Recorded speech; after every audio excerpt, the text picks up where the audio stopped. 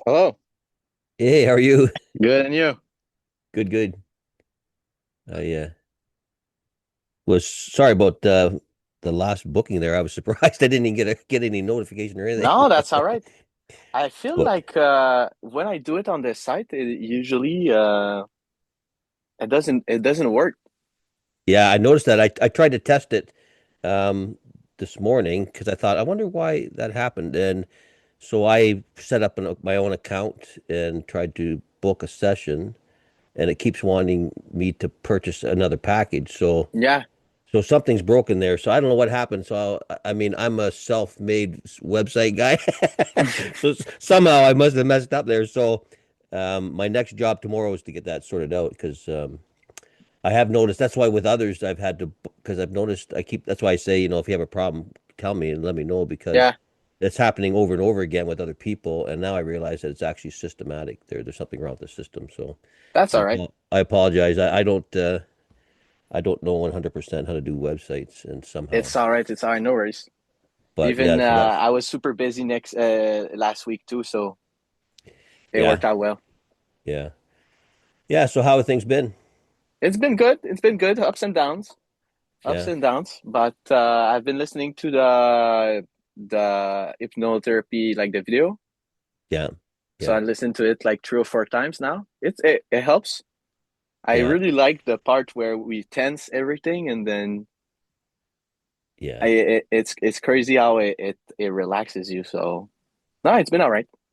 Yeah, I've it is interesting how that works because when you actually tense the body and then release it, um, it really intensifies that relaxation response.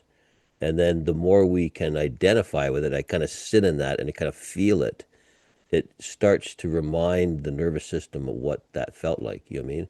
That Hmm. relaxing, that relaxation. It's quite natural feeling, but we don't feel it as much in this modern world. No, But because unfortunately, there's a lot of emotional dangers out there in a sense, and that means that we need to be vigilant. It feels like we need to be vigilant all the time, right? hmm. And yeah, but it is very interesting. Yeah, I enjoy it too. I have on that site too. I've got what's called there's a couple of relaxation videos. That's all they do is relax the body. There's a long one and there's a short one. But I'll send you links to those if you ever want to try those out. Yeah, why Just not? something just something to do in the evening, just so I want to rest for, relax for 20 minutes and then listen to it. But they're like a progression or relaxation video. That's all they are.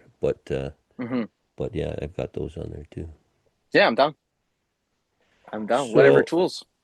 yeah, so on the when we never really talked too much about the anxiety stress plan that I sent you, but it talked about some anxiety stress basics like sleeping, and a certain, exercise, eating certain types of foods. Have you done any of that or looked at any of that at all? Or Yeah, I mean, I'm already pretty healthy in terms of my life diet, if you think about it.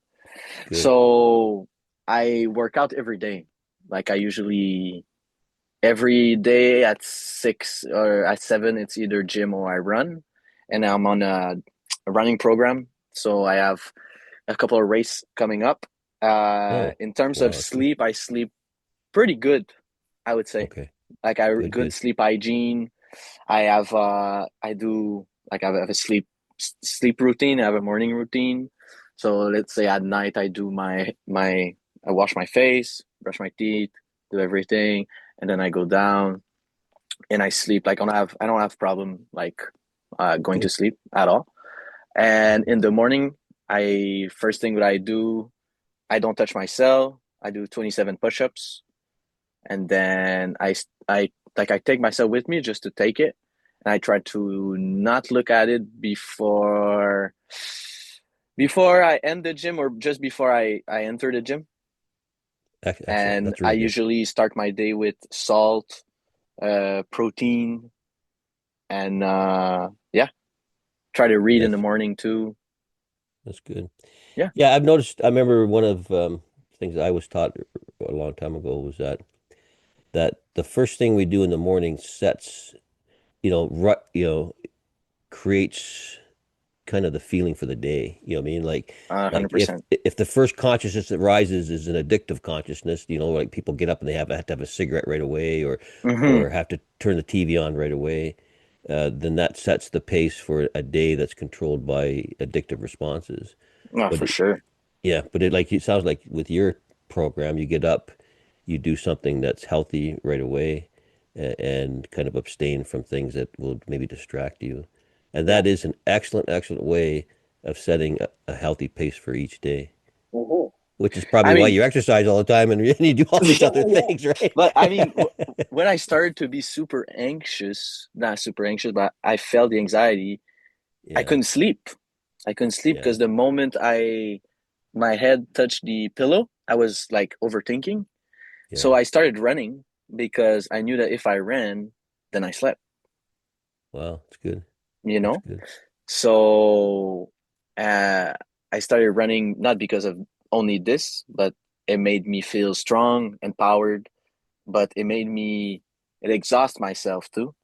Where Yeah, when I arrived, I knew like for sure I'm gonna sleep because I worked out today, you know. yeah. You And prepared. now it's for different reason. Like I just enjoy working out, makes me feel good, makes me feel strong, empowered, disciplined. I feel like it's the basis for a lot of things that I do. Yeah, And but yeah, I started doing this because I couldn't sleep. I was overthinking too much, yeah. but it helped a lot. And often when we are doing constructive things like exercise, I mean, it does set, I mean, what I've noticed in my life is that if I'm not exercising, I'm usually not doing a lot of other things that are healthy too, like maintaining my 100%. car or maintaining my property, because something's connected. When you start to work out and kind of take care of yourself, it turns that switch back on where you're like, oh, you take care of your environment. It's the monks would often say, we live in a world of cause and effect, but which side are you sitting on? Are you working on the cause side, where you're causing good energy to be created, or are you sitting on the effect side where you're living in the effects of other people's bad energy in a way, you know what I mean?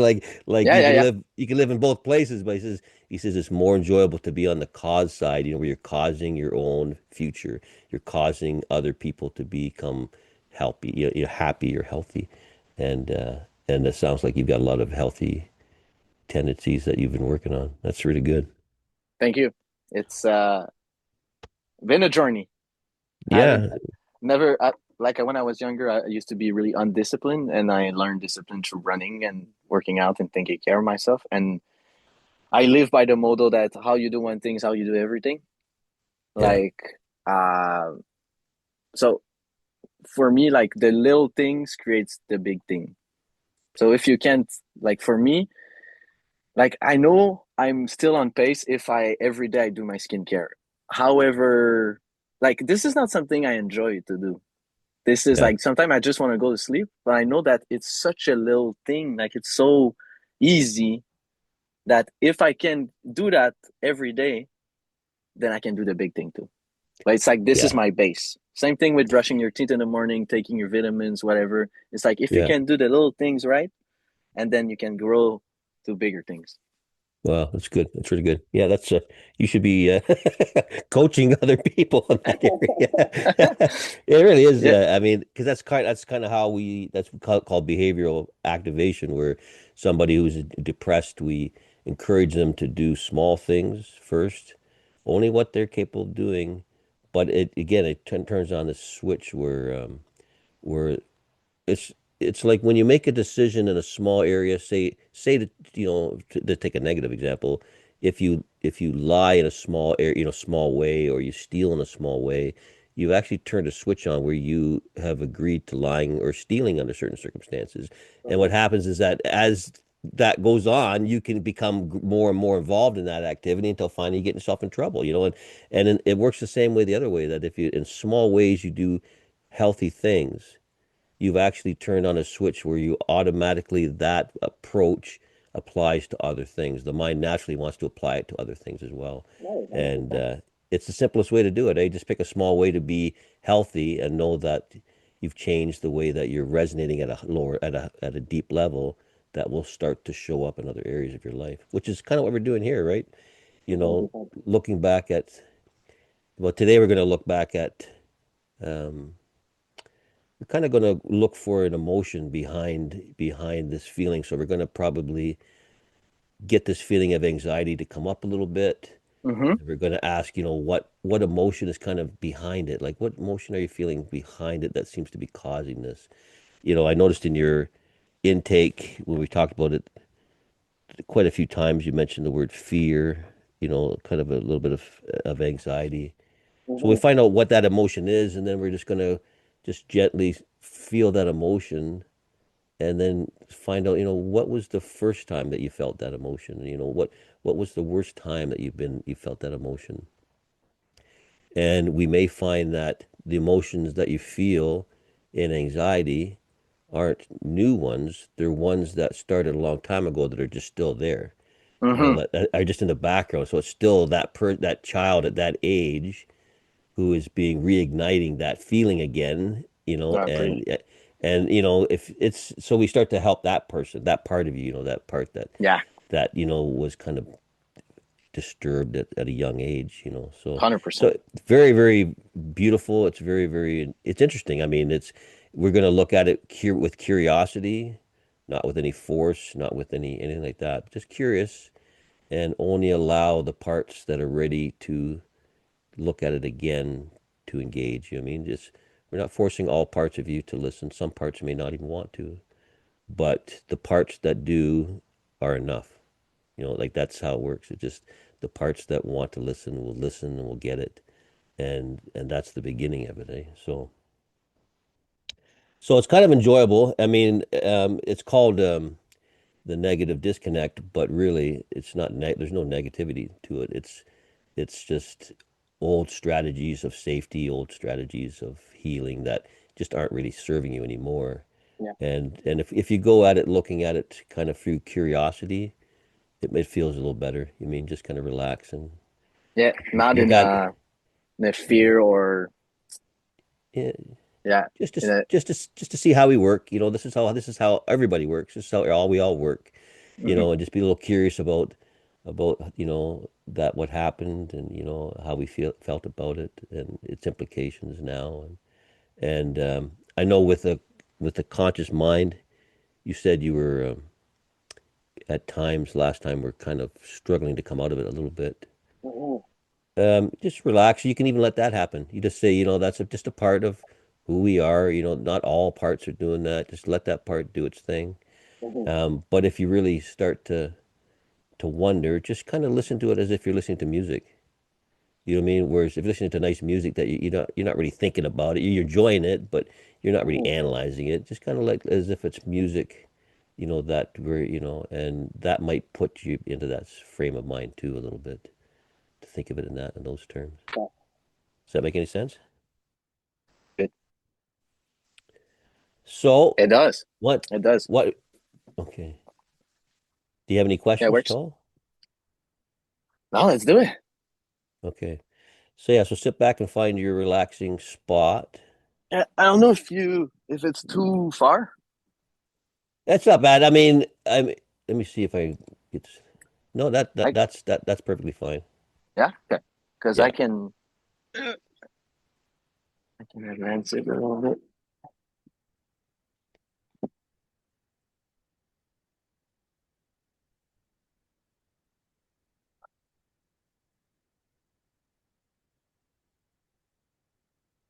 perfect. So just close your eyes and you can give this your full relaxed attention and just kind of allow your subconscious mind, yeah, to come to the forefront, to use its wisdom to make positive changes in a way that's acceptable to you. So you focus on your breathing, and with each breath, going deeper and deeper within, connecting with your inner relaxation. So go deeper within, into the feelings of deep relaxation with each breath. So let's begin now by taking 3 conscious, deeper breaths, breathing in deeper and slower.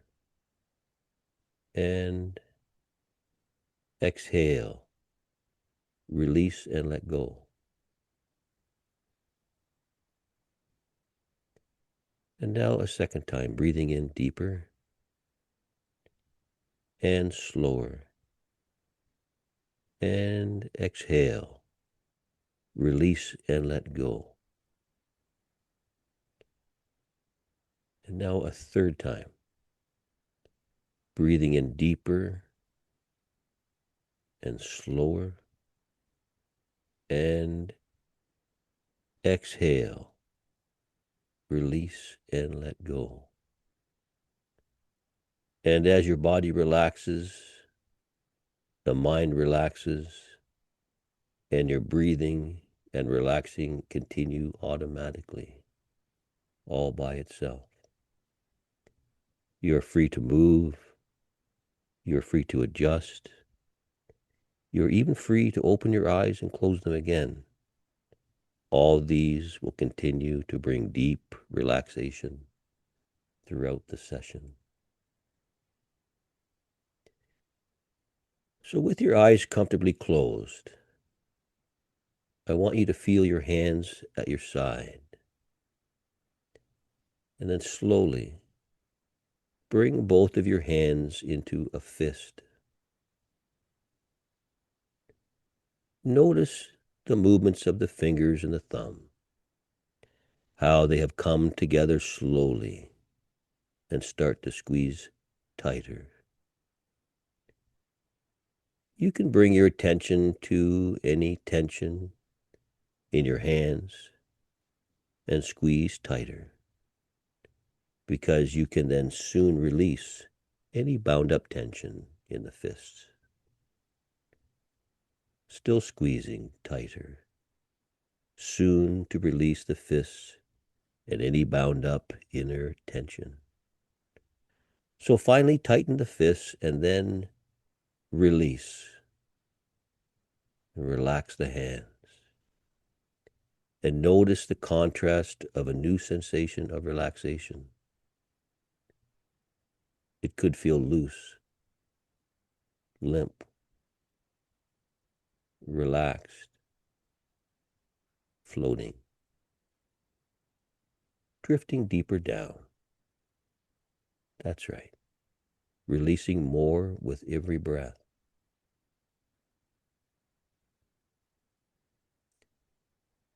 Now we can start bringing tension and relaxation into specific muscle groups as we move progressively through the body. You can tense the muscles carefully yet firmly, then relax them completely, and observe the relaxation to enhance your mind-body connection and to tune into your authentic, inner, natural relaxation ability. We have just done the fist. Remember squeezing it firmly. Remember holding it and then releasing it and observing the relaxation. Now tense the biceps, but while keeping the hands still totally relaxed. Find a way to do that now for 1, 2, 3, 4, 5 seconds. Then relax the biceps and let that tension slowly drain out of the arms as they come back to your side. And feel that for 1, 2, 3, 4, 5 seconds. Now we can tense the triceps, and only the triceps. As you hold it, then, and relax. And tense the shoulders, pulling them up to your neck, holding it, and relax now, letting them flop down. Turn the neck fully to one side and hold it tense. And relax. And now move to the other side and relax. Open the mouth as wide as possible and relax. And feel that relaxation for 1, 2, 3, 4, 5 seconds. Tense the stomach muscles. Hold it. Then relax. Tense the thighs. Hold it. Then relax.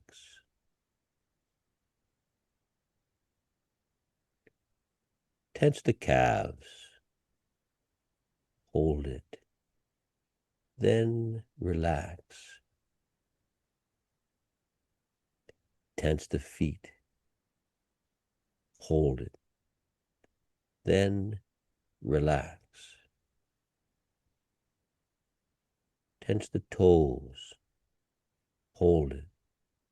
Then relax. Just let your whole body relax, observing the difference, noticing how muscle tension has drained away, and continue to allow tension to drain away mentally. Continue to inhale that calm, clear energy, exhaling anything you no longer need, spinning that good feeling back towards you like a light, blue like a waterfall, cleansing and refreshing. Now follow the numbers down as I count backwards from 5 down to 0. Beginning with 5, feeling the weight of the head and keeping your eyes still closed. Tilt your eyes upward as if looking up towards the ceiling.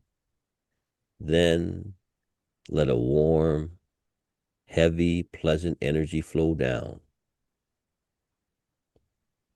You are aware of the air on your skin. And 3, the feelings within. Down deeper.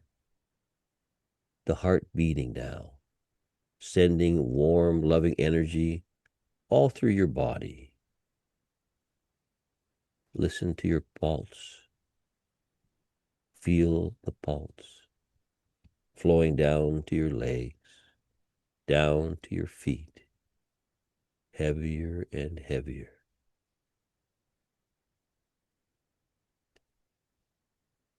You begin to notice the most relaxed part of your body. And from that place, let the relaxation grow and flow through you. And if that calm, cleansing, feeling, energy had a color, choose what color it would be. And then as you breathe in, you can feel that color of calm, cleansing energy flow throughout your entire body. And as you breathe out, you can imagine or you can feel that you can breathe out any tension or stress, maybe like a gray color. And it can simply go out, clouds dissolving away completely.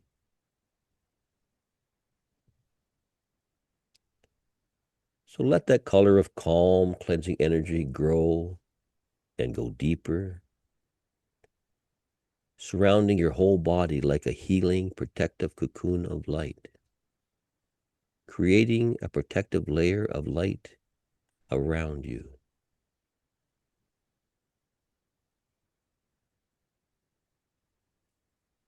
Imagine, visualize, or feel the energy of a staircase that can take you down into a beautiful, safe garden. Notice the color and texture of your staircase. Really take a good look at it. Feel the surface. Notice the color. And give it 7 stairs going down now. With 7, going down deeper each step. 6, down deeper with every breath. 5, breathing, noticing the color, texture of your staircase. 4, getting to the bottom. 3, ready to step in. 2, your garden with 1. 0, now be there. Notice the garden's plants and trees. Really take a good look around. Imagine red roses. Imagine orange fruits and yellow flowers. Notice the green plants and lawn, the blue of the sky above, and a violet highlight in a flowering tree.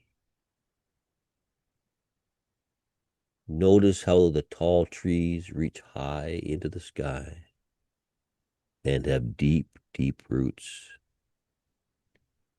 Here you can be grounded, aware of the colors of nature.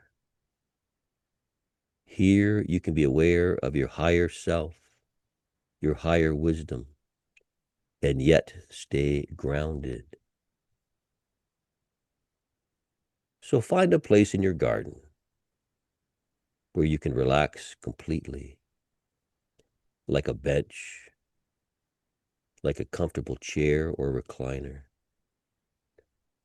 And imagine you're filled and surrounded with inner light, refreshing light, healing and relaxing light.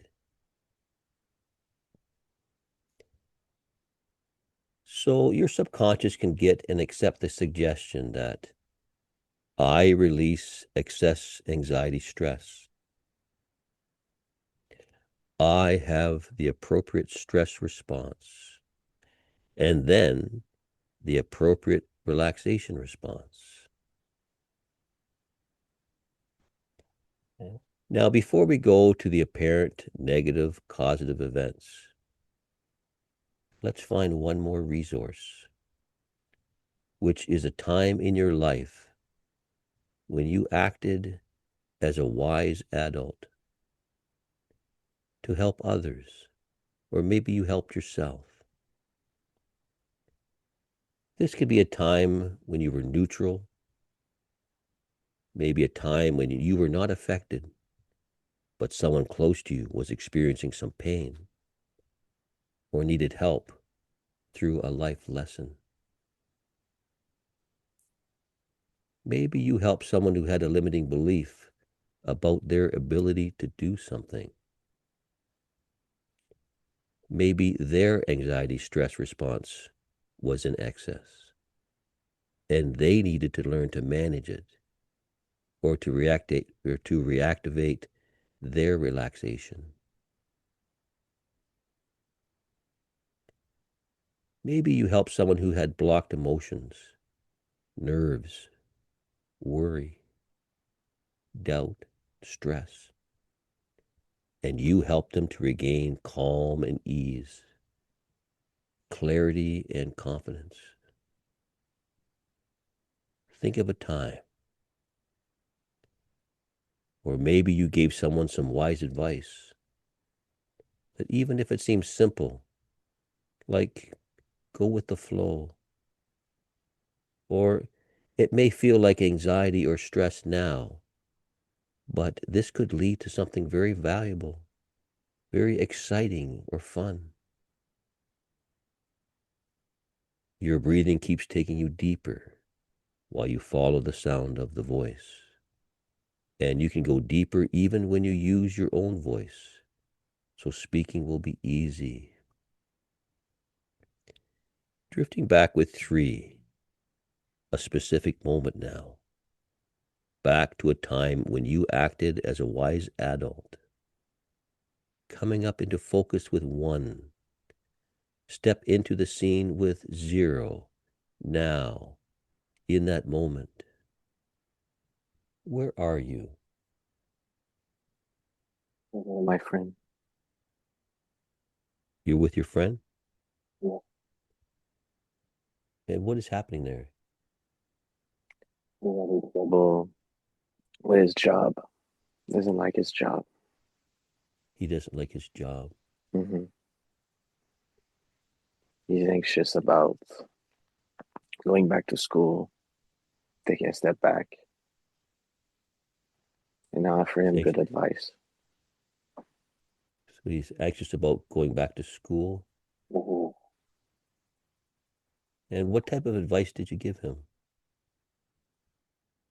I told him that sometimes you gotta take a step back to take two steps forward. Sometimes, yeah, take a step back, take a step forward. And that he's young, and that do you want to keep doing the same thing over and over for 25 years if you don't like it? Or you willing to go back to the drawing board and try something new? Excellent. So you gave him advice that it was time to reevaluate, perhaps to go back to the drawing board.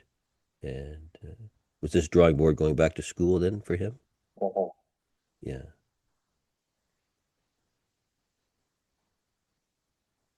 And did he need to hear that from you?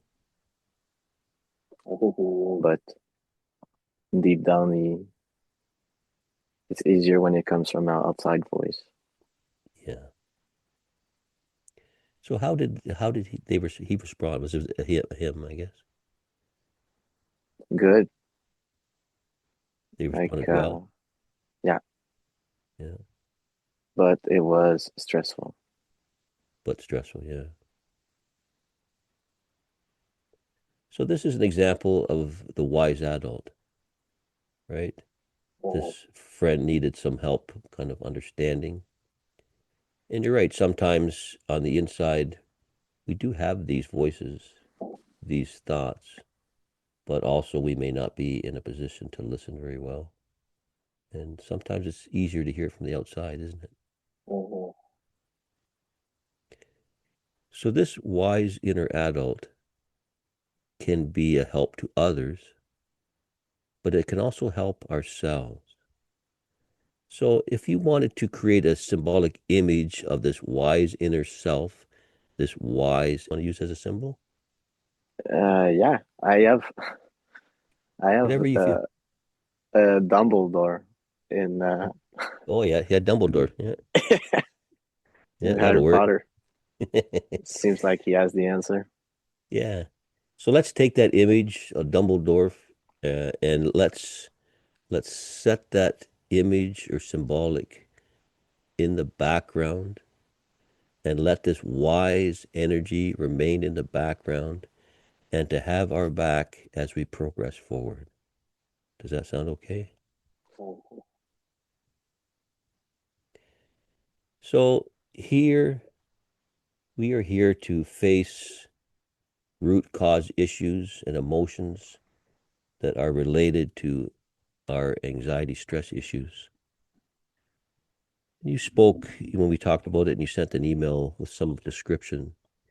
Some of these may sound like overthinking in situations, maybe times of conflict or relationship issues.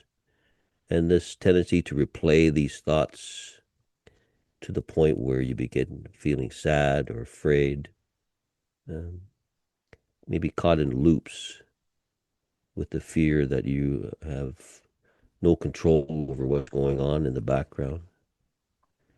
So we're here to kind of examine the root cause of these feelings of overthinking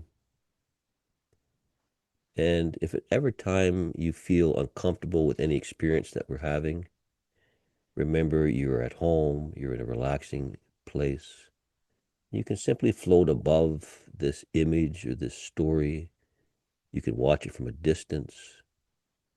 You may watch it as if you're looking at a movie, but you can stay with the images still to gain full insights and resolution. It's not about feeling the pain again, but the ability to look at it with curiosity and to look at a time now when you have had a lot more experience than maybe you had at that time. And you can remember that your body is being supported, you are supported here, and that this is a real opportunity to do something you have come here to do, to examine honestly with curiosity some of the root issues of feeling, of becoming an overthinker, of going over things over and over again. The key to finding these things is the emotion behind. There are emotions here that you are here to deal with, and these are emotions are the core of low confidence issues. Some people feel emotions like worry, doubt, nervousness, anger, resentment. It could even include thoughts like the bad past will repeat to create a bad future. It could lead to excessive behaviors like excessive fighting yourself, which spreads into relationships, or the opposite, flight, where we begin to turn away from precious opportunities. So, this is not the time to hold back. These feelings have held you back long enough. Just let them come up so that they come out. And once they come out, we can go to them and then through them to the other side. So, as the feelings get stronger, you get stronger. And as you feel the material on the feelings within, get the message from the old previous blockages, whether it's worry or doubt, nervousness, sadness, anger, depression, guilt, fear. Focus on the feeling and let that feeling grow. The emotion that is sitting behind the need to continue to overthink, to continue to review things over and over again. What is that feeling? It is connected to some time in your life when you felt that way. Worry, doubt, nervousness. So take a deep breath. Give that permission to come up now so we can shine a light on it because this is the moment you came here for. So going back with 3, those emotions coming up. 2, getting stronger even as you feel safe in your body, safe on the bed. With 1, feeling that with 0 now. First impression. What word comes up first? What emotion are you feeling? Mm, I'm actually calm now. You're calm. Yeah. Um, I would say that it comes from relationship with my dad. Never felt close or just free with him. Like it's always been kind of a friction. Yeah. Okay, so relationship with your dad, and you felt not free. So what was holding you back from being free, do you think? I couldn't be myself, or Yeah, I could be wasn't yourself. enough. Yeah. And so how did that how did that make you feel? Rejected. Rejected. Yeah. And how did that make you feel?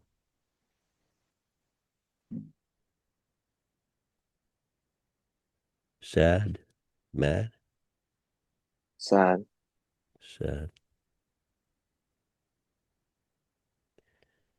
So let's work with that.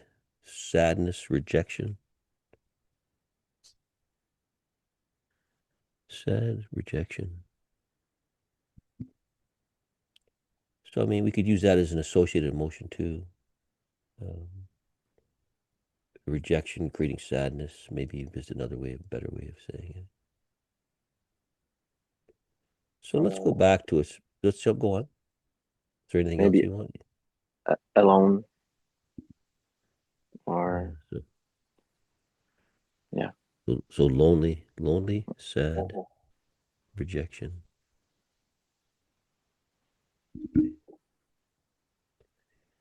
So let's go back to a specific moment in your past that could be a root cause or anxiety and stress connected to this feeling of being lonely, sad, and rejected. Could be a time with your dad, it could be any other time. But I'm going to count back from three back to zero and try to, allow the mind just to flow back to the initial time that you felt those emotions. The first time you felt lonely, sad, and rejected. So going back with three to a significant time connected to your anxiety, stress issues. So one can come up and into focus now. First impressions. What is happening there? Mm, I don't really have a moment in time. I don't know. Okay. If I have to go back to first time that I really felt anxiety, I remember when I was younger, I watched a show where the little girl, little guy gets kidnapped. And when I was younger, like it really, I would say, traumatized me. And if my mom didn't respond like her cell phone, I could convince myself that something had happened and I had to like get a sign of life or whatever. But I would go into those like panic, anxiety loop, you know. But this is like the Okay. first time I would have felt anxiety. I think so. Okay. So felt this feeling of panic, and did you feel sad and rejected at the time, do you think? Mm. Or just more panic at the time? Yeah, more fear, I think. Fear. Yeah, that's something had happened or Yeah. That happened to you necessarily. no, not that happened to her. Oh, it happened to her. Okay. Yeah. Oh, I see. That happened to your mom.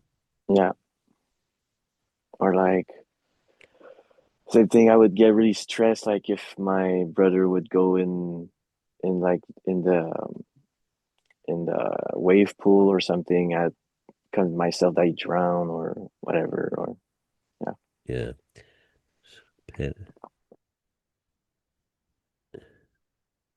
like a panic from a possible disaster. You're worried about the worst things happening. Yeah. So go back to one specific incident where this was happening. Hmm. Do you want to use the one at the pool? Yeah, or I remember being at the cottage with my friends, with one of my friend and his family. And for some reason, I thought my mom got kidnapped or something happened to her. She died or something. Okay, that's perfect. And yeah, So what I want you to do is I want you to visualize that time at the okay. cottage. Kind of get it in your mind's eye. Allow the image to come up. See the building. See your mom. And kind of get a feel for it. We're going to let the conscious mind just relax. Let the subconscious mind offer its information. And we do this more by imagining. not by analyzing, more by imagining. So we imagine this scene come up now. And how does it feel to be back there, to feel that? Mm, stressful. Stressful. And how Like, old are you there? I don't know, I'm maybe 10 or no, 8 or 9.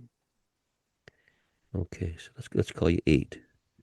So I'm going to call you 8 for a few minutes.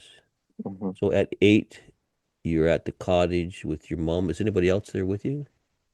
There's like my friends, like my friends' parents, and they're trying to calm me down.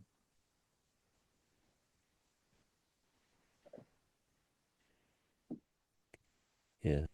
You're trying to, and so, like, why are you upset and panicking? I don't What know. what triggered it? What made you Um, think that something happened to your? You're not sure. Just that feeling rose up. yeah, and then I start looping, and then You came up. yeah, Okay. So that okay. So would you say you were at the cottage? Were you playing with your friends? What happened? yeah, What was happening just before this feeling come up? nothing particular. I was just we're having fun. Just having fun, Yeah, and then you don't really can think of any reason why that feeling came up of panic. It just came up naturally. yeah. Had you already seen this movie at this time? Sure. Well, Yeah, you originally talked about seeing a television show where there was a kidnapping. Was yeah, this after you had seen that television show or before? It was after. yeah, After. So maybe it was just the feeling that was coming from that television show that thought it was could be possibly happening for real to your mom, yeah, and it felt very very panicky at the time. yeah. Okay,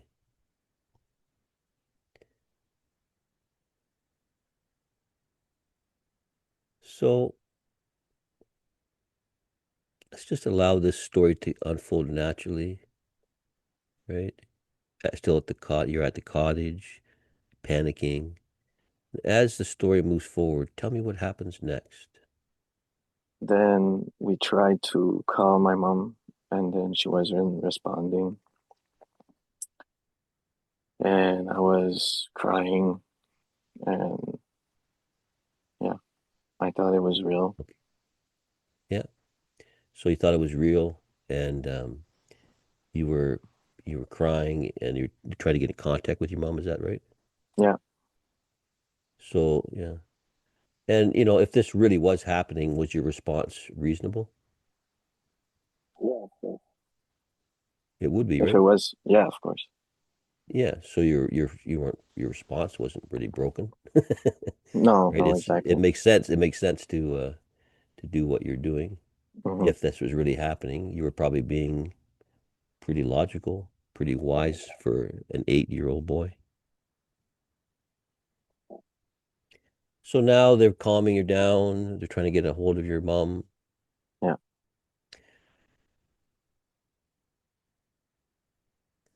So what does this experience mean to you, this panicking time at 8? What do you think you were trying to, this panicking was trying to keep you safe from,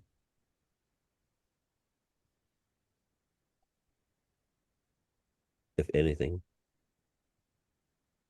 I don't know. Just imagining the worst. Yeah, I guess it was you were trying to keep your mom close, right? Yeah. Trying Safe. to keep your mom safe. Yeah. So really, at the highest level, panic is about being safe, making sure that she was safe, that she was okay. Mhm.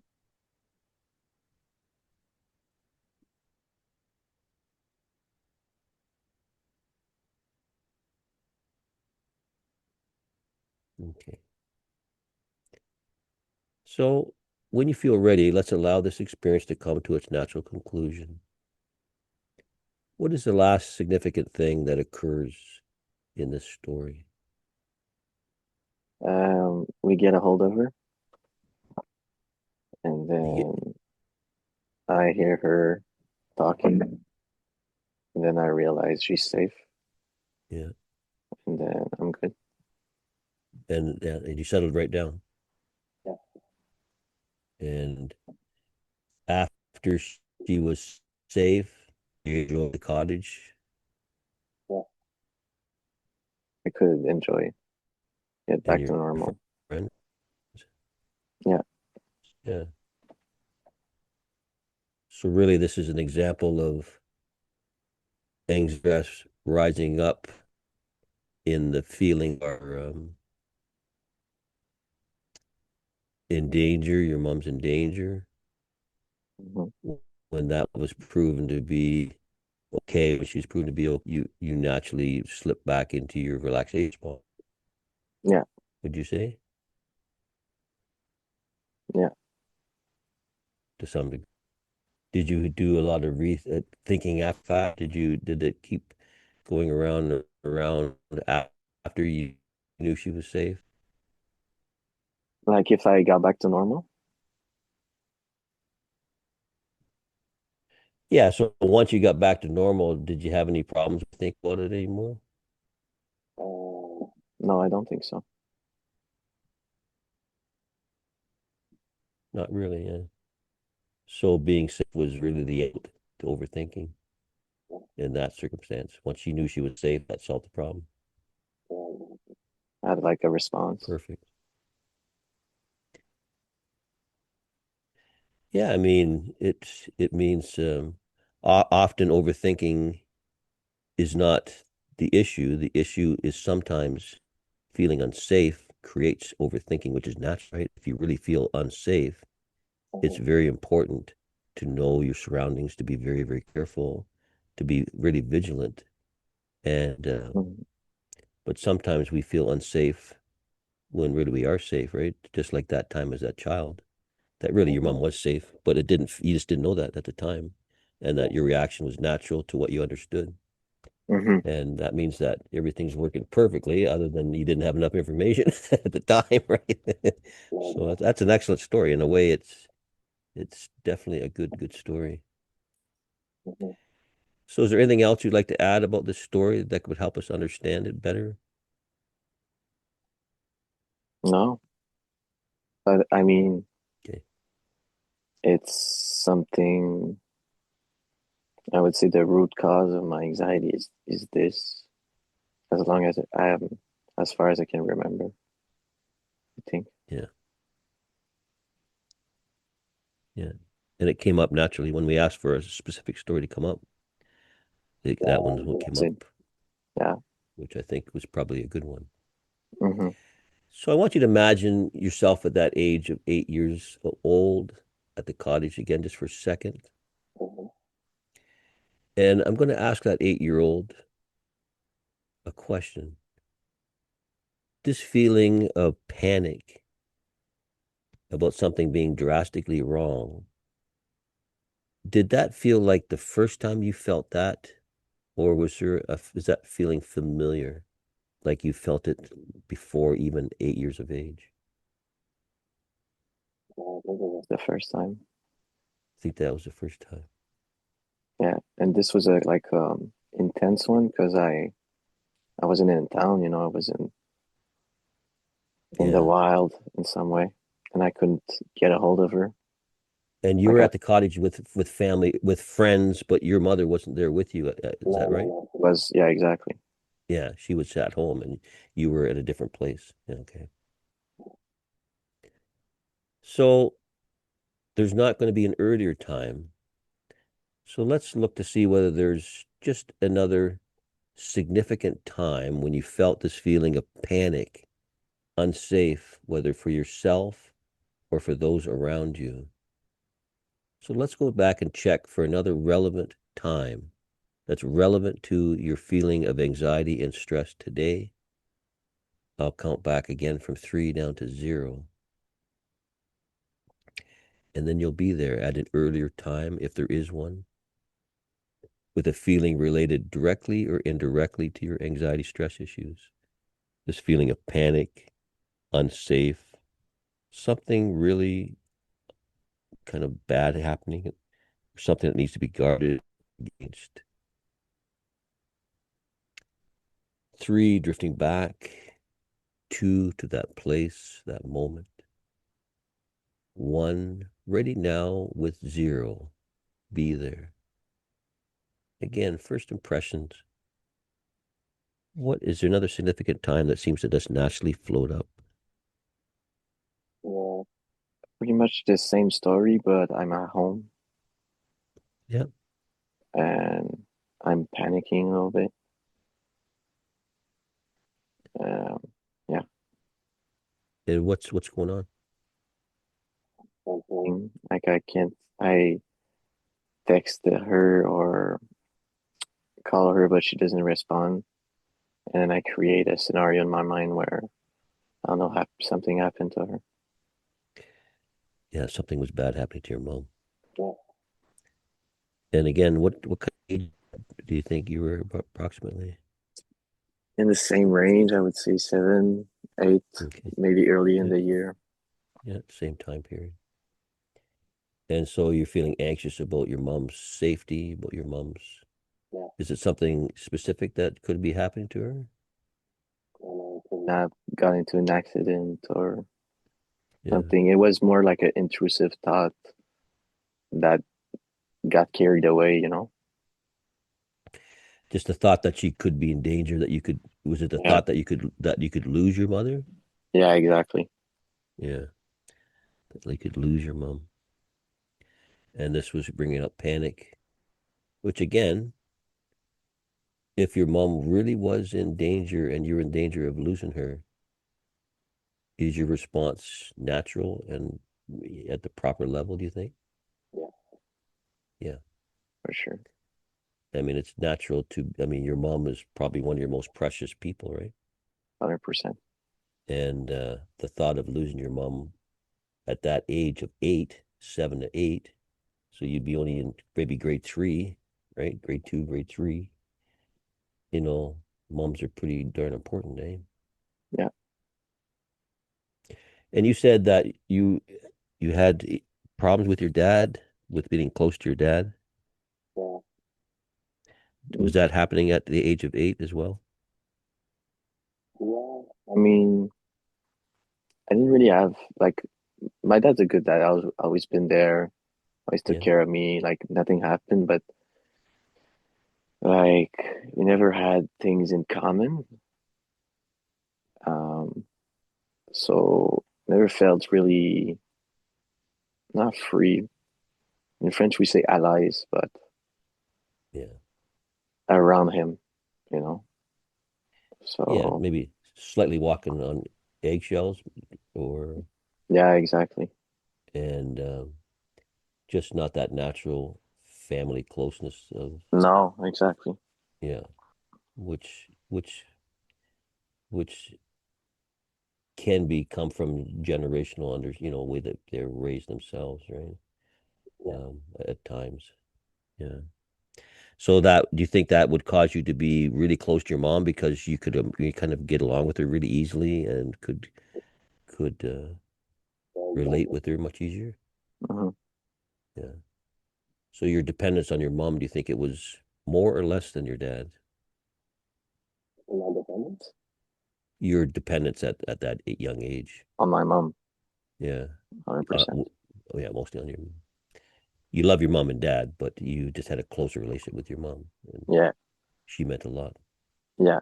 Felt like I could. I think she would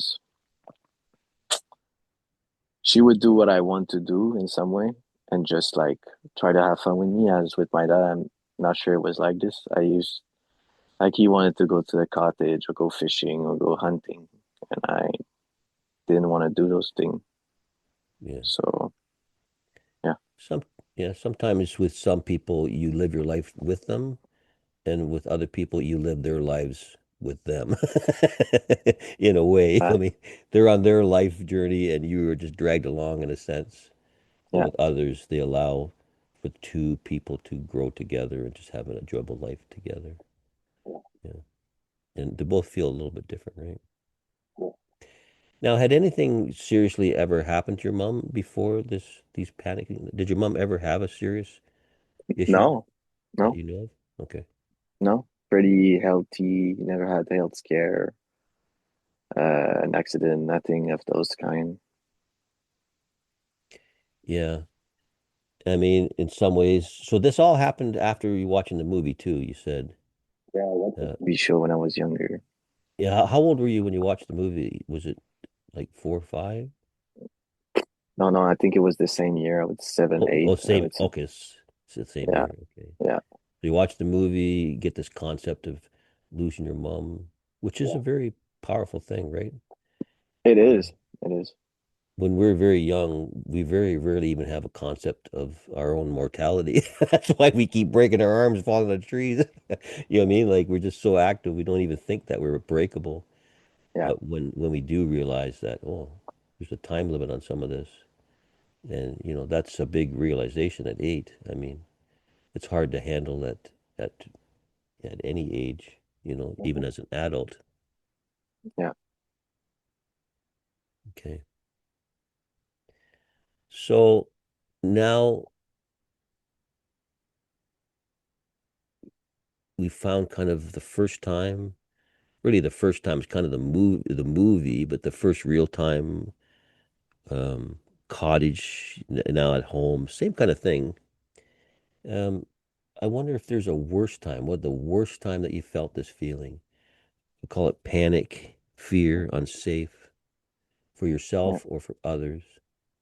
Just the worst time you've ever felt that.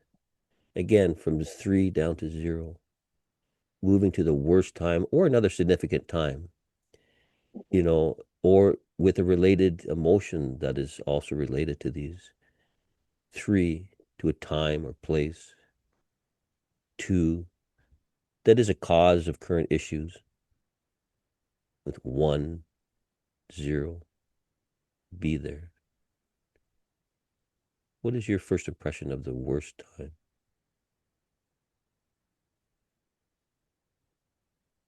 Fear and loss of control, feeling that I don't have control over my own mind.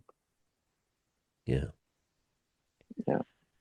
So this fear of this panic that you felt, your mom was kidnapped, your mom was in an accident.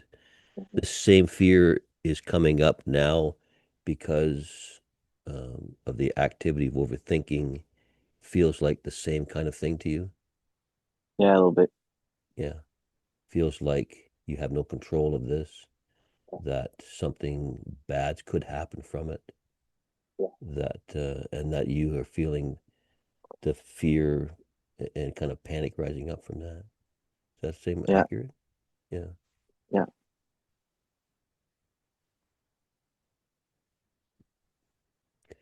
So when you think about feeling in that, say you're in a panic, and again, you can just watch it, you can sit above this, but imagine seeing yourself on a TV, with caught in overthinking, feeling the Mm-hmm. panic of not being able to control it. I Mm-hmm. mean, what kind of emotions are you feeling? What are you saying to yourself? Things will never go back to normal. Yeah. Has that ever happened where you never got back to normal? No. No. Yeah. But it felt that way. Yeah, Yeah. And the fact that it felt like it was never going to go back to normal was kind of is scary, right? It creates panic. yeah, I mean, we do see people, who have emotional issues that are serious, and it's certainly something that we would prefer not to have in our life in some ways. yeah.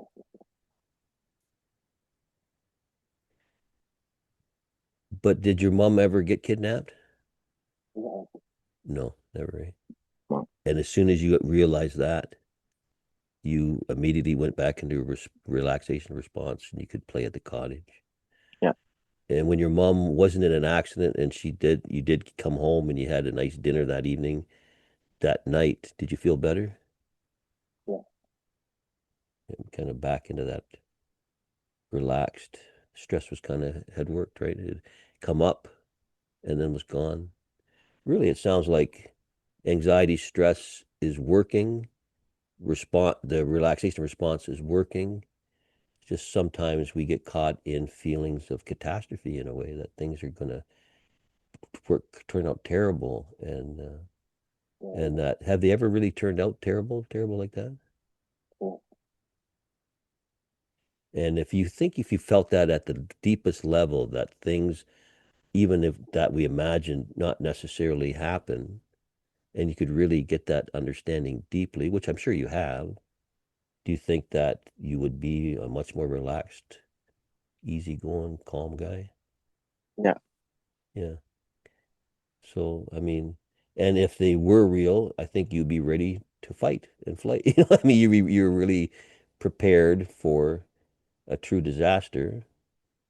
Yeah. But we don't really run into too many of them in our lifetime. And if you lived your whole life without running into any disasters, do you think you'd be a relaxed, calm, easygoing guy? Yeah. Yeah. It's your nature, Yeah. other than if you get into situations where you need to, start worrying about things. So, so we can review some of these scenes, and let's start with the cottage scene. So go back to a moment just before you began to panic about your mom being kidnapped. You couldn't get a hold of her. Go back to that age of 7, 8. Imagine that scene just 1 minute before you began to panic. So see that younger boy, right? You can look at it as if again like a television show. You can pause the scene wherever you like because here in this adult state, in this place, you're completely in control of what's going to happen. The first thing is that younger needs to know that you as a wise adult are here to support them. So if you feel like it's possible, start out by giving that younger 8-year-old you just about to panic about his mom a hug. So just imagine hugging that boy, letting him know that his inner wise adult is here. You don't have to fix the boy. You don't do anything other than to let that boy know that you are present, love him, care for him, and understand him, and want him to feel comfortable. How does that feel? Yeah, it feels good. Free. Free. Something we should Freeing. do often is to show love to those parts of us actively. So now imagine taking all the adult wisdom you have now, all your experiences and resources, all the times you survived, all the times you had these thoughts, and really, in the end, it was okay that you returned back to calm and peace. All that wisdom you have gathered, take it back to that younger self about to go into panic about his mom. Knowing what you know now, what can you tell that younger you? Sometimes your head plays game on you. Yeah, I mean that sometimes our imagination, imagining what happens, um, is not really what's happening. Is that what you mean, sort of thing? Yeah. Yeah. So just because we can imagine something doesn't mean that it's happening. No. But it is interesting, though, that according to the subconscious mind, when we imagine something, it really can't tell the difference between what's real and what's not. And that when we imagine these types of things, it can really cause deep fear in the subconscious mind because it cannot differentiate what's real and what's not real. And so, again, we can care for the subconscious mind by letting it know that everything's okay. We have a good imagination. Sometimes it gets out of control in a sense where we start to worry about catastrophes, only because we want life to be good. We want life to be easy, relaxed. We Hmm. want the people that we love to be with us. Is there anything wrong with any of that? So, at the highest level, you are a person who is relaxed and calm under normal circumstances. You react with panic and fear under circumstances where that really is appropriate.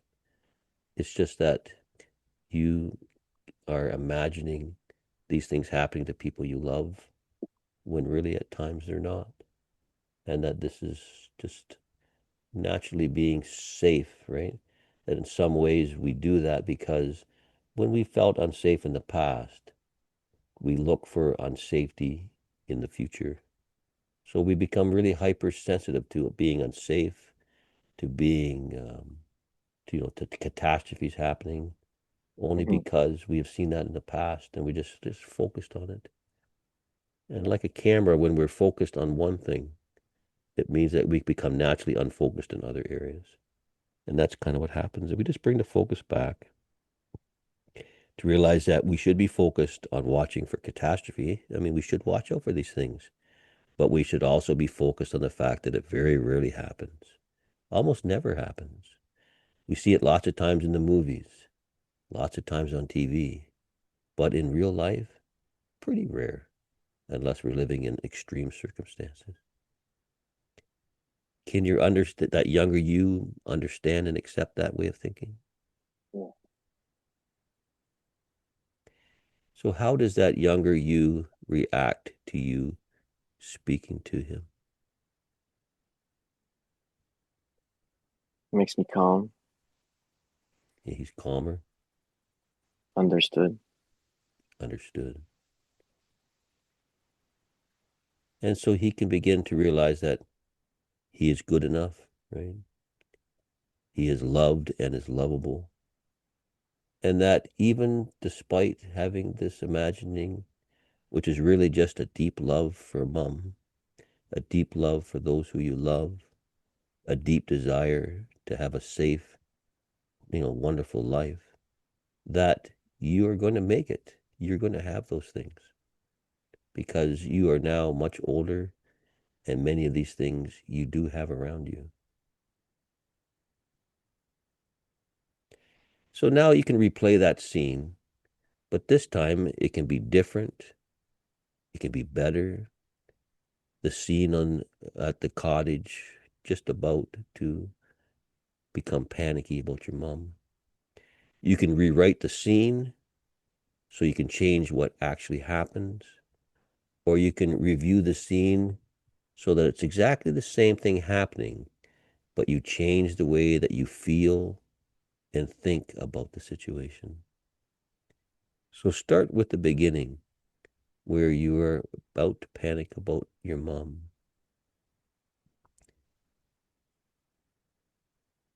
and rewrite the scene in a way, in a new way. How would you do that? I would just take a deep breath and let that thought go and just go Yeah, back to being in the present and having fun. yeah. So as a young boy, you are worried about your mom and you're worried about, her being safe. You take a deep breath, you relax, and you begin to think that this thought is only a thought, right? This thought is not something actually happening. And just relax. I mean, if you really were concerned about your mom, it'd be wise to give her a call, but relaxed, not panicking. but checking up on your mom just to make sure. I had a feeling that something was might be happening. How are you, mom? Is that kind of a nice rewrite? How do you feel about that?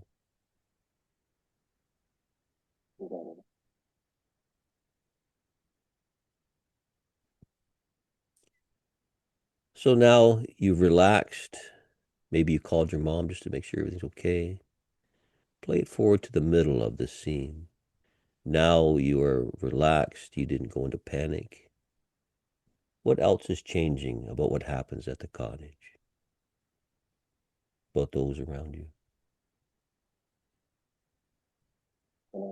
Change. Yeah, now that you did not react at the cottage, you were able to just take a deep breath and move on. How was the rest of your day? Good. I'm Yeah, chilling, you're going through chilling. life Did you go? Is there a beach there? normally. Hmm? Is there a beach there or water near this cottage? Or is it A lake. at the lake? Yeah. Lots of woods. Did you have a bunch of friends with you or just a couple?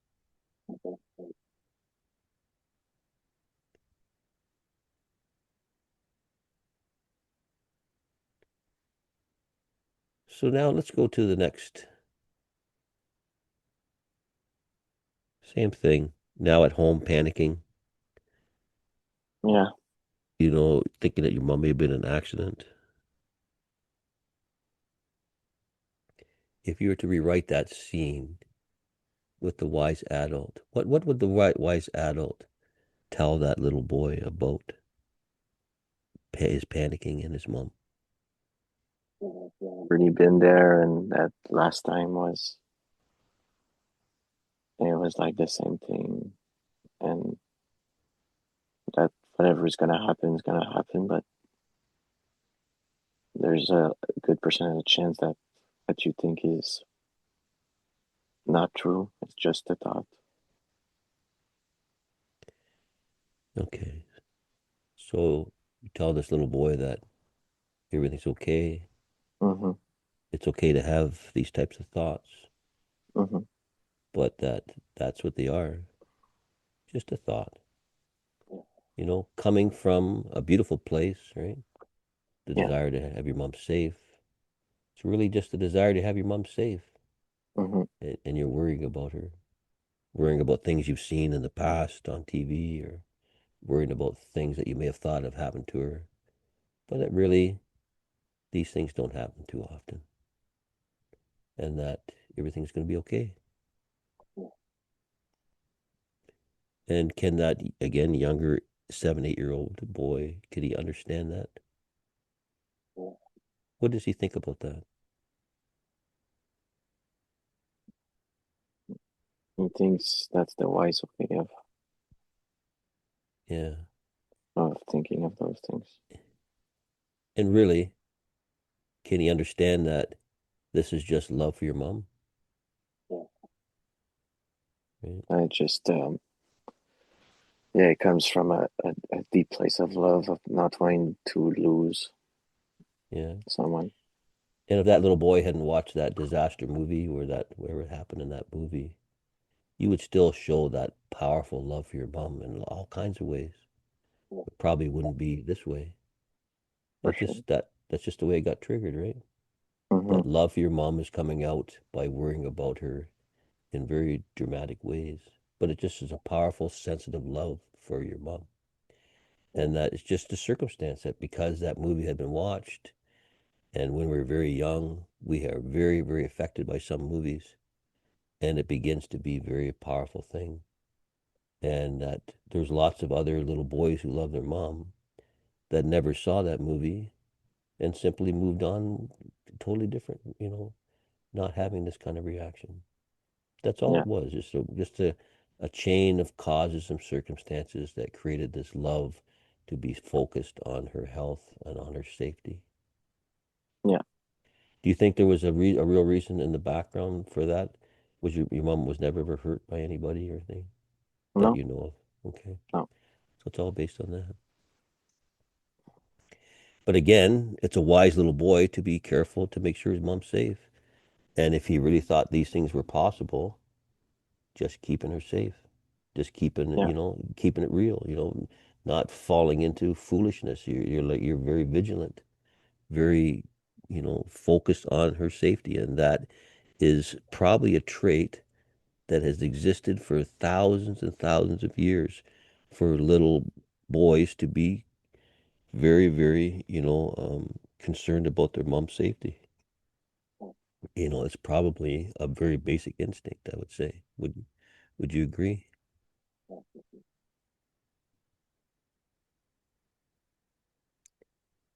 So let's move on to releasing.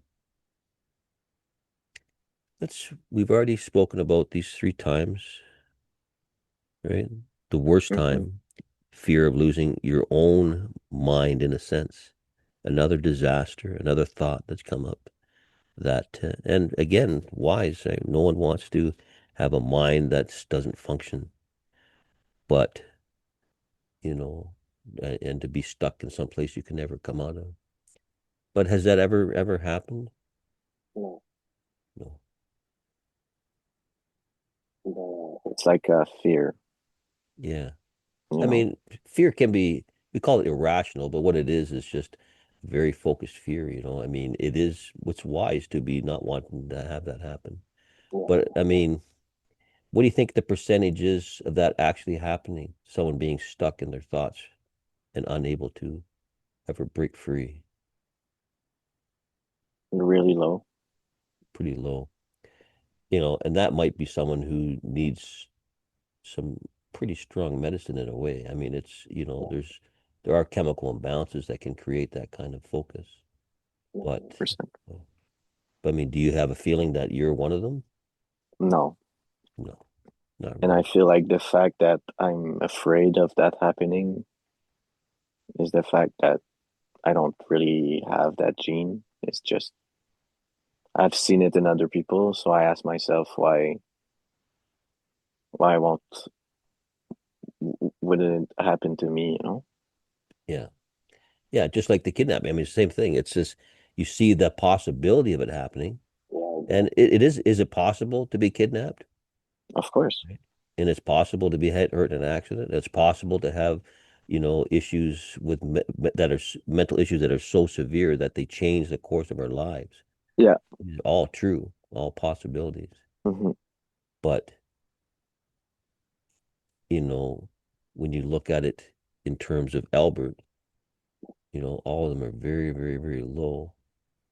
And, it's not something that changes the way that you think right away, but deep down, understanding this makes these thoughts just a little less, I won't say important, but a little less accurate, a little, and the more we They understand lose that, their power, that's for sure. yeah, they just start to become balanced again, just like back into the line of thought that says, yeah, this is really an important thought, but it's never going to happen, or Yeah. it could very rarely happen. And if it does happen, I'm obviously ready.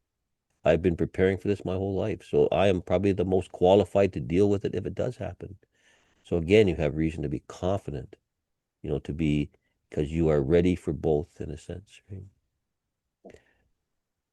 So let's move on to releasing a little bit because times have changed. I mean, you're not 7 or 8 anymore, right? You've gone through multiple experiences and seen that really none of these have led to the disaster that they feel like they might lead to. Mhm. So we call these emotions panic, um, fear, of things, kind of dramatic things happening. You know, these are kind of an outdated emotion, probably a feeling that began at the time you watched that movie and understood that this was a possibility, that this really could happen in this world that you lived in. And it created this powerful response to make sure this never ever happens to you or anyone that you love. And that this powerful emotion has never really gone away. It's like a program sitting in the background, always working in the background. And because it's never been turned off, Every time you have a circumstance which kind of feels the same way or that kind of has the same feel to it, it automatically turns on that program that was always running and kind of brings it back to the forefront and says, oh, this is another time I need to be vigilant, to be careful. I have to think, I got to plan, I got to figure everything out. I have to understand everything, and I'm not going to stop until I have safety again, you know, and that this is an outdated emotion started at the age of 7 or 8, but really a lot of energy for something that really is very, very rare. A lot of energy expended every day on something that might happen once in a lifetime, if ever. So, what percentage of this outdated emotion, this feeling, do you feel is appropriate for you to release today? And only release what you feel comfortable. Hold on to what you feel you need for safety. But can you release 50%, 60%, or even higher of this feeling of panic and fear? 75. 75? Yeah, I'll keep the 25 in case. Yeah, I mean, it's not about if we take something away completely, then that leads to imbalance too. Balance is having the right amount of this and the right amount of that, right? Just like baking a cake, it has to have a little bit of everything. So I want you to breathe in, hold it, and exhale and feel yourself releasing 75% of panic and of fear of these things that are coming up in thought, realizing that this is only love, holding on to the love of yourself and others, holding on to the love of safety, but letting go of panic, fear of things that rarely happen.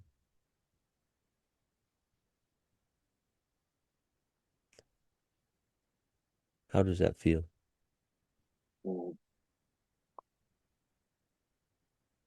Um, Less tense. Less tense, a little bit lighter? Maybe. Yeah. So try to finish these sentences. I've changed now because.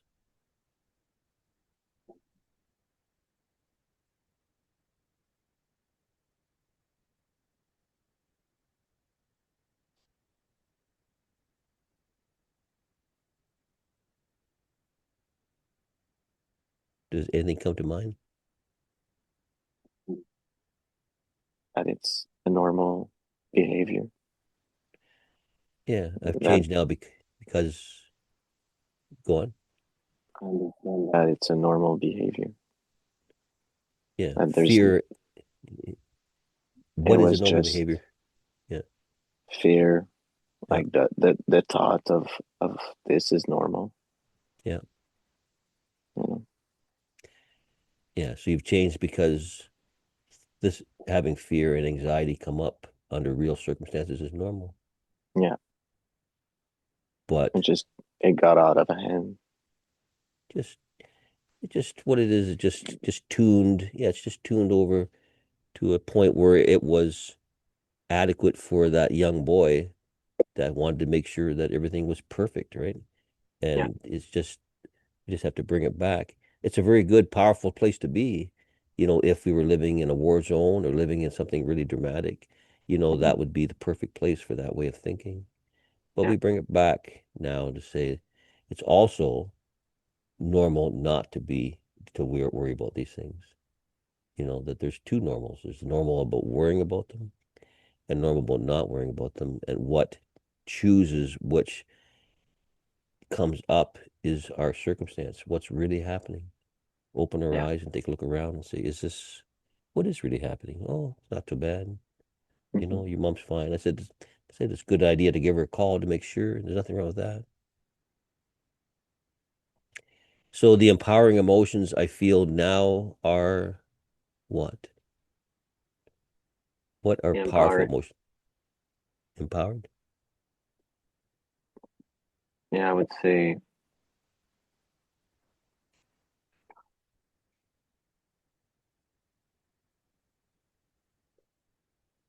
You're feeling empowered, so confident, peaceful. Yeah, yeah, I would say confident that And everything's yeah, gonna be all right, you know. yeah, everything's gonna be okay. Hmm. And that I know the kind of person I am is at the base, that the most powerful nature is what kind of person are you? A good person. Good. Loving, obviously. Hmm. Caring, right? Obviously, relationships mean a great deal to you. It does. Yeah. So all of these things makes you a powerful person, Yeah, right? A wise person. complete. Yeah. Complete. In a way, very balanced in your approach, other than the fact that you worry about these things happening. I mean, if that was gone, if that was brought back into proper tuning, would you say that you are in a very good place? Yeah. The right place. Yeah. There's lots of people that have no care for relationships, no care for others, that their natural love is maybe restricted. None of that exists in you. So I no longer do those old habits because these old habits of worrying. So why would you no longer do them if you imagine, say, in the future? Because I can use that energy to something positive, Yeah. something useful. Something authentic, Yeah, right? Something real. something um, that brings light, you know, that it Yeah. brings positivity. Yeah. Yeah. I mean, it's like, again, being on that cause and effect. I mean, really, when you're living in fear and anxiety and panic, that's the effect side, right?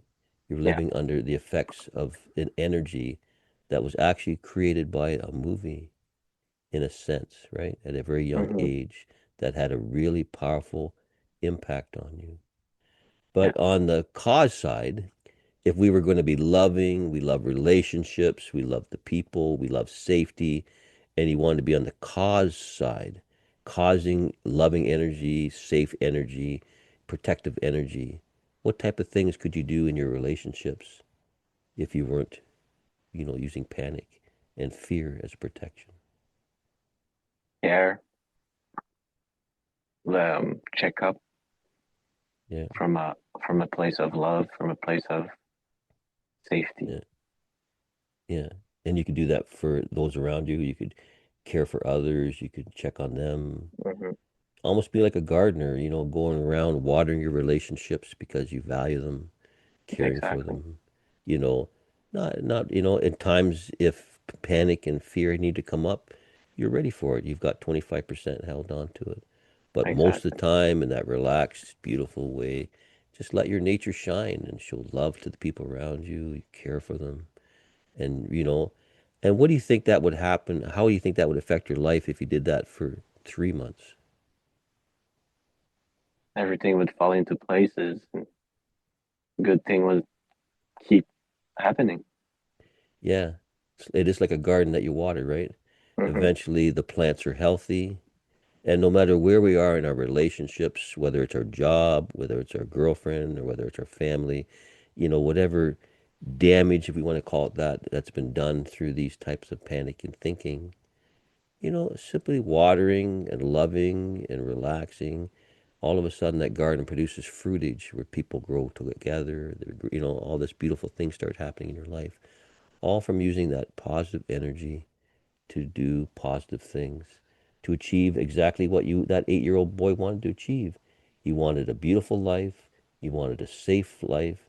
He wanted the people in his life to be safe. And you are perfectly ready to give those things to the people around you. And that is what that 8-year-old boy wanted, Hmm. right? That is what you want. Hmm. No, nothing has changed. And you're ready to do that, right? You're Hmm. capable of doing that.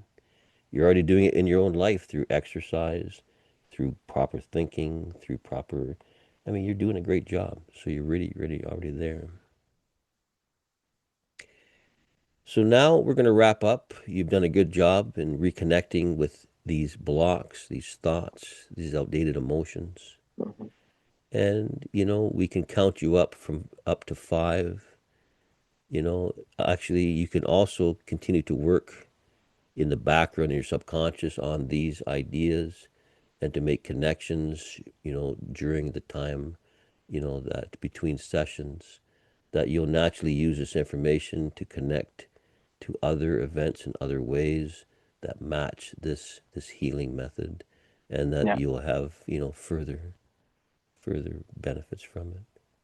for sure. So, so now I'll count you up to five, coming up with one, aware of your body, two and three, the room around you, and four, moving the fingers and toes, all the way back with five, feeling good, eyes open, refreshed and aware.